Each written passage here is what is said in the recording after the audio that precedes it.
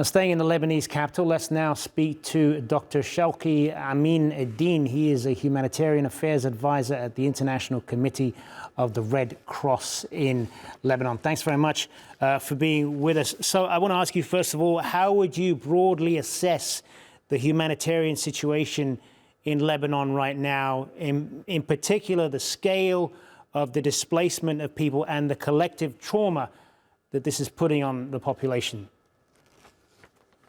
Good morning. First of all, the humanitarian situation in Lebanon is very concerning for the International Committee of the Red Cross. Today, we are experiencing an unprecedented internal displacement in Lebanon with almost 1.2 million people who have been internally displaced from southern Lebanon, from Bekaa, as well as from the southern suburb of Beirut. We are also talking about a death toll that has reached 1,974 dead and over 9,300 people injured. In the past 10 days alone, we have seen over 6,000 people being injured and over 1,200 being dead. Now, we always share these statistics and we talk about numbers, but what's really important is to know that these numbers do not describe the actual humanitarian suffering that people are going through. These people who have been displaced, their lives have turned upside down. Their houses are no longer safe. There's a lot of uncertainty related to their future. These people today are suffering really to find access to shelter, to find access to food, to water, and even to emergency healthcare. So in a nutshell, the whole humanitarian situation in Lebanon is really dire.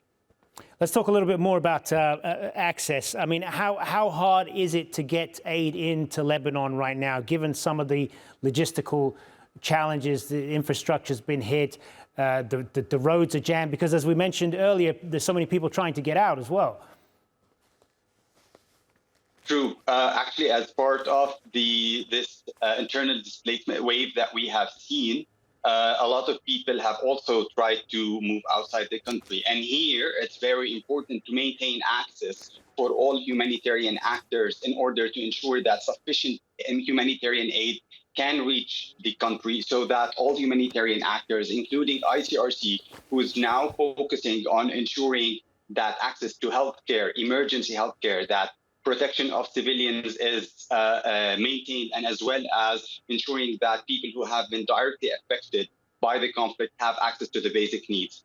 Actually ensuring that humanitarian aid is unimpeded and that people have continuous, and all humanitarian actors have continuous supply chains and pipelines that would allow the influx of humanitarian aid is of utmost importance.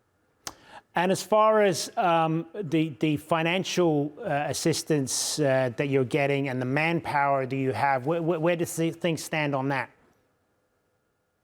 Well, ICRC has already shared, the International Committee of the Red Cross has already shared its needs in terms of assistance and in terms of support in order to maintain our humanitarian response within the country. As we are currently focusing on, as I mentioned earlier, prioritizing access to healthcare, especially for those that have been injured or wounded by the ongoing hostilities. ICRC is working closely with movement partners such as the Lebanese Red Cross and the Ministry of Public Health in order to ensure that people have access to this healthcare.